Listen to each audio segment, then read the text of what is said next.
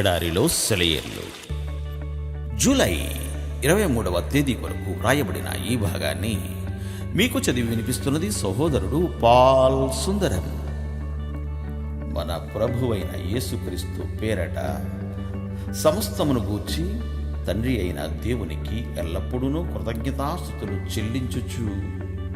ఎఫెసీయులకు రాసిన లేఖ 5వ అధ్యాయము 20వ వచనం. నీకు కీడు కలిగించేదేదైనా సరే నీవు దేవునిలో ఉన్నట్టయితే, నిన్ను ఆవరించిన వాతావరణంలాగా దేవుడు నిన్ను ఆవరించినట్టయితే, ఆ కీడు అంతా నిన్నంటబోయే ముందు దేవుణ్ణి దాటి రావాలి కదా. అందువల్ల నీకు సంభవించే ప్రతిదాని కోసము దేవునికి కృతజ్ఞతలు చెల్లించాలి. ఎందుకంటే దాని ద్వారా దేవుడు ఏదో ఒక మేలునే తలపెడతాడు. దేవుడు మన జీవితాలను కృతజ్ఞత యాగాలుగాను నిత్యము ఆయన్ను మహిమపరిచే సాధనాలుగాను చేస్తాడుగాక. మన జీవితాలు అలా ఉంటే ప్రతిదీ మనకు దీవెనే. ఒకసారి ఒకతను అదే పనిగా ఓ కాగితంపై నల్ల చుక్కలు పెడుతున్నాడు.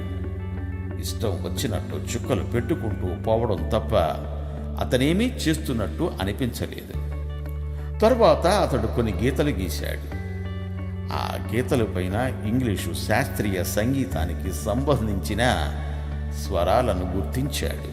వాటి ప్రకారం సంగీతం వాయిస్తే ఆ పాటకు రాగం కుదిరింది. అన్ని దీవెనల దాత అయిన దేవుని స్తుతించండి, అధోలోకంలో ఉన్న అల్పజీవులన్నీ ఆరాధించండి. మన జీవితంలో ఎన్నెన్నో నల్లచుక్కలు మచ్చలు ఉన్నాయి. అయితే అవి ఎందుకు మనకి దాపురించాయో, దేవుడు వాటిని ఎందుకు తొలగించడో మనకు అర్థం కాదు.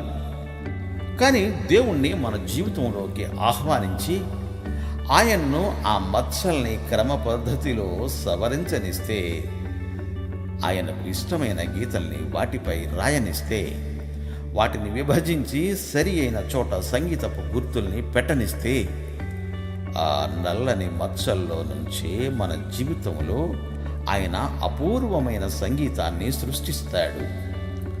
ఈ ధన్యకరమైన పని చేయకుండా ఆయన్ను అడ్డగించడం తగదు.